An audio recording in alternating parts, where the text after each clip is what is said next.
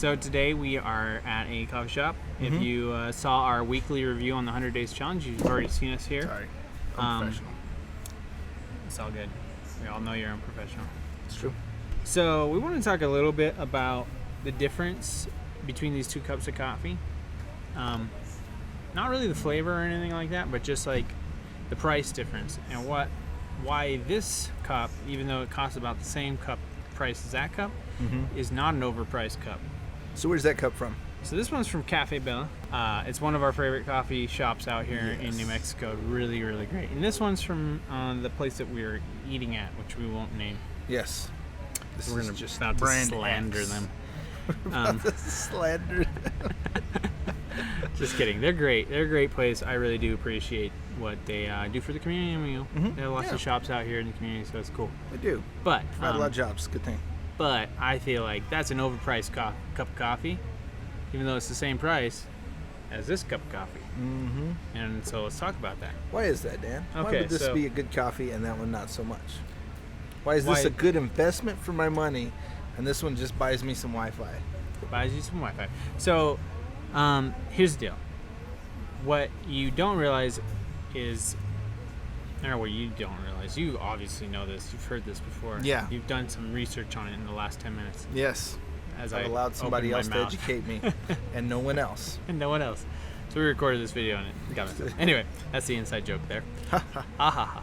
So, no. So here's the process, man. It's pretty exciting.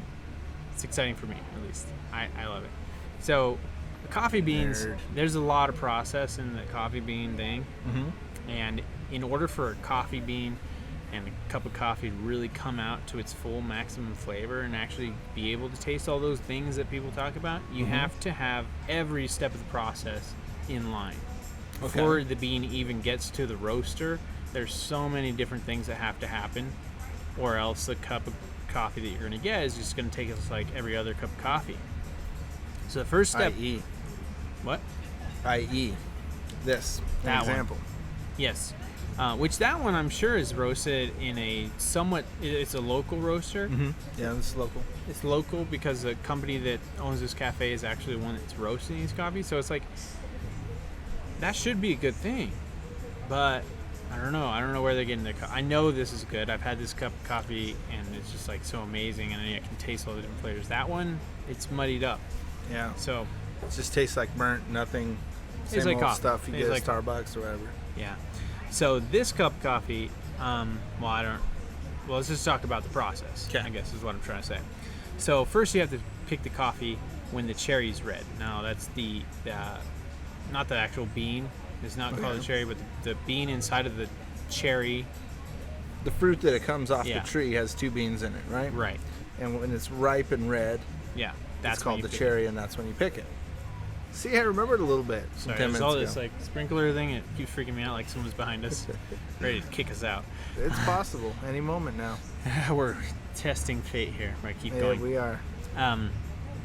So yeah, the cherry has to be ripe. Like if it's not, there's going to be like a green flavor that is going to be way too strong. Like people talk, oh, it tastes a little green. Well, this is a green that is a bad part of the green. Like this is the green that people are like, it's actually tastes like grass and too not far. Like coffee. Right. Yeah. So you got to get the bean when it's ripe.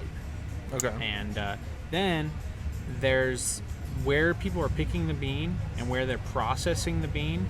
Being as this is in like Colombia or someplace in South America, the roads aren't always all developed.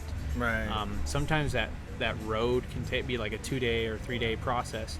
The beans really need to be processed within like 8 to 10 hours of coming off the plant. Wow. Because the plant will start basically fermenting, and it's going to change the flavor of the bean. Makes sense. A lot of chemistry going on. Yeah. No, beans are so dynamic. There's so much going on in them that the flavors change drastically. Getting that nerd look in your eye there. All right, no, it's a bad thing. No, so it's but a great thing. With that said, though, like if people are picking the beans and they don't want to make that 2-hour drive twice, they could just pick the beans and then the next day wake up and do another batch. Pull some more beans off the trees and run 2 batches in one day, but you're going to have some that have been sitting overnight in the truck or wherever, and they've been fermenting and changing the flavor and not necessarily getting those origin flavors that you would want to get from that. Down in South America, they'd call that estinki, right? Those are the estinki beans. Is that true? Have I just been watching too much Nacho Libre? I guess so. Okay, Nacho Libre. We'll blame it on that. Maybe that's what it was. I thought that was a technical term. That is not a technical term for coffee. ESTINKY. Estinki. Maybe 2 eyes. You're a good guy. Right, we like you. Thank you. So you're a jerk. All right. So what you want is the coffee estate to be really close, or just for the people to take the beans from when they picked them to the estate as fast as possible. That's going to ensure that you get those amazing flavors. So sometimes like you can't get that, so you have to pay extra for rows that are processed, or having the estate where they process the beans on the same places where they're growing the beans. Where they're actually doing it. So there's a lot of cost in all that stuff. So you don't want the estate to be a stinky. No, you don't want the estate. Okay. It sounds Italian almost. But getting there. I'm starting to figure this out. Yeah, I like this. Good. This is good. So there's that part of it, and then the next part, just the whole process of cleaning the bean off. It's got to be done right. So there's a lot to that part, and that's all before it even gets roasted. And then there's the roasting, where they roast it. You can roast beans in a small batch of like 5 pounds of beans at a time. 5 beans at a time. 5 beans. You only roast Kiss 5. each one before you put it in there. Yeah. Right. You're taking a magnifying glass, and you're just kind of rotating around the bean to get the right roast. Right. 1 bean at a time. Very small blowtorch on 1 bean. Right. That is the perfect. That's like the $600 pound of coffee right there.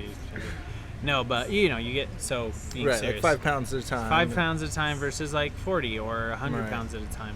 Okay. Anyway, so that's why this is not overpriced. This is actually underpriced, I believe. I think this is a really good cup of coffee. So this is artisan coffee. This is artisan coffee, and this is commodity coffee. That's just what it comes down to, right? But this is priced for the price it is because the brand that's selling it is established and thinks that they're pretty awesome, and they think they're so great. They've got an audience. They've got an audience that thinks they're so great. Exactly. So they're like, yeah, our coffee's that good that we charge this price. But actually, this cup here, this cup is actually good. Right. And it's very valuable. And this is buying some lousy Wi-Fi. Thanks, Wi-Fi people. Actually, I appreciate that. Thank you. Mm-hmm. No, but Cafe Bella, thank you so much for not sponsoring this episode, but for just sponsoring my taste buds. And being super cool. And you guys are really cool. When I went in there today, your scones are great. Oh yeah. When I went in there today, though, the guy told me all kinds of stuff about coffee. It was really cool just hearing from him. Yeah. And connecting with him as well, because I was telling him about Oval Dog's coffee. Nice. So, anyway, love you guys. That's right. Drop the L word. All right. Thanks for watching this video. Be sure to check us out for more coffee. Shenanigans. And a little education on top of it. Yeah. And if you're into YouTube stuff like that, you should check out our other videos. We've got some cool stuff on SEO, and just one video on that actually. But we nerd out on a lot of stuff, we do not nerd just out coffee. Stuff. Yeah, we're kind of well-rounded. Yeah, we're very round nerds. We're round nerds. Just like a nerd should be. Round. Shouldn't be too fit. Definitely not. So. Just kidding. That's bad stereotype. Bad stereotype. Bad boy. I'm actually the rounder one, but anyway. So thank you for watching, and check out our week in review of week 10 really for the 100 days challenge. That's all right. It's fine. Forgot where we were. We're gonna get kicked out at some point anyway, so sooner rather than later. Check out the 100 days challenge week 10 review video. Super good week. Like that. It was good stuff. Very big variety this week. So check out the review, check out those videos, and check out our podcast with Mark Guay that came out this week. Yeah. Good conversation. Yeah, kindred spirits in the whole coffee thing. That's right. So. But we didn't even mention it. No. Too much other good stuff to talk about. So real important stuff, real good stuff. Check it out. Leave us a comment, like, subscribe, all of that. We'd appreciate it because you guys are awesome. Peace. The sniffles. It's allergies from outside. Yeah, right. You're just getting emotional. I noticed it went live now. Was it? Does Yeah. that make it? That means we didn't record. So we anything. weren't recording We before. didn't record. Yeah, I don't think you were recording anything. No, we weren't. Yeah, Oh man. we're good. Okay, so we're starting now. Oh man, sorry about that. No, it's all good. It's all good. I think it's funny.